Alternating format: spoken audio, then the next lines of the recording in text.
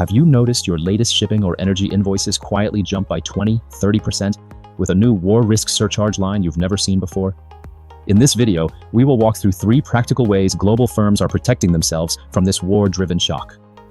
If you're a Western executive or founder trying to run a normal business in an abnormal geopolitical decade, this is for you. I'm Adi Choi, a strategic China advisor and official mentor appointed by the Chinese government, decoding the Chinese institutions on policies of practical China strategies that actually protect your business. Tell us in the comments, where are you seeing the biggest impact from this war right now? Freight, energy, or delays in your supply chain? If you want weekly, no BS breakdowns on how to use China strategically, hit subscribe. Let's start with point 1, your cost shock.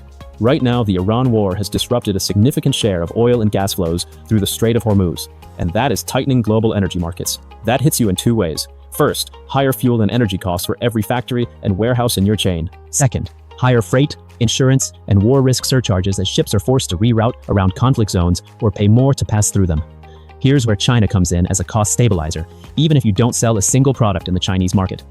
China still offers massive manufacturing scale and efficiency, dense networks of ports and rail, and growing access to inputs and components that become harder to source elsewhere when the Middle East is unstable. Practically, you can do 3 things. Number 1, shortlist 2 or 3 Chinese manufacturers for your products.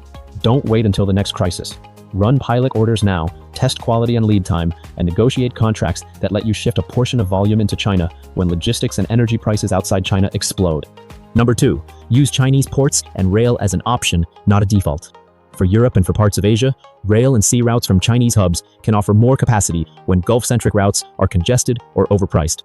You're buying optional lanes, not committing everything to China. Number 3, price with a China benchmark.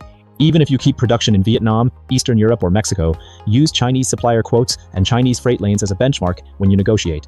If your China-free costs are far above what a China-enabled route would be under war conditions, that's a signal your footprint is structurally fragile. You're not moving to China. You're building a China cost buffer you can turn on when war makes everything else too expensive. Now, point 2, sanctions and supply chain traps. Middle East conflict has already triggered tighter scrutiny on routes, counterparties, and sensitive goods. If you're going to rely on China in any way, and most global supply chains already do, you need a China-specific compliance and policy design. Here's what that looks like. First, map your low-risk China partners. Work with a China-focused legal and compliance advisor to classify Chinese ports, logistics providers, and financial institutions into the green bucket for your sector. Green ones are the partners you can safely use in emergencies. Second, design China-aware contracts. When you sign with Chinese manufacturers or logistics firms, make sure contracts are structured to comply with Western sanctions and export controls, and to align with Chinese regulations on data, technology, and trade. As an official mentor appointed by the Chinese government, I see both sides up close, what Beijing expects from foreign firms operating through China, and what Western regulators will examine when they review your routes and counterparties. With the right structure, you can turn China from a legal risk into a safe, predictable corridor, when everyone else is improvising. Now, point 3, your strategic footprint. This war is the 3rd major energy-related shock in just a few years, and it's once again exposing how fragile many diversified supply chains really are. One regional conflict, and suddenly energy costs spike, key routes choke, and critical inputs become unpredictable.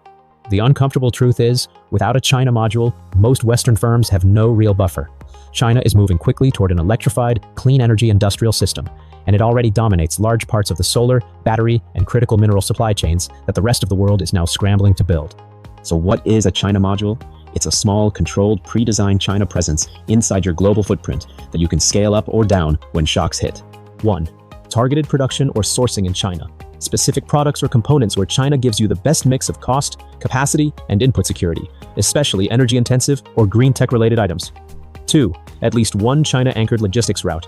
For example, a rail or sea corridor from a Chinese hub to Europe or Asia that you can activate when Middle East routes are disrupted or overpriced. 3. A minimal local relationship network. A partner in a Chinese industrial park, a provincial government contact, or a state-linked logistics or financial institution, so that when you need to turn on capacity or secure space, you're not a stranger. That way, when the next war or crisis hits, you're not scrambling. You simply execute a plan you already designed. I've created a short diagnostic. The link is below this video. You answer a few questions about where your costs are spiking from this war, how your current supply chain is exposed, and what your real risk appetite is when it comes to China. Based on that, I'll send you a tailored China roadmap using my STAR plus MAPS framework, showing whether a controlled China module would actually reduce your risk. If this video was useful, hit like, subscribe for weekly updates, and leave a comment with the biggest challenge the US-Iran war is creating for your company right now.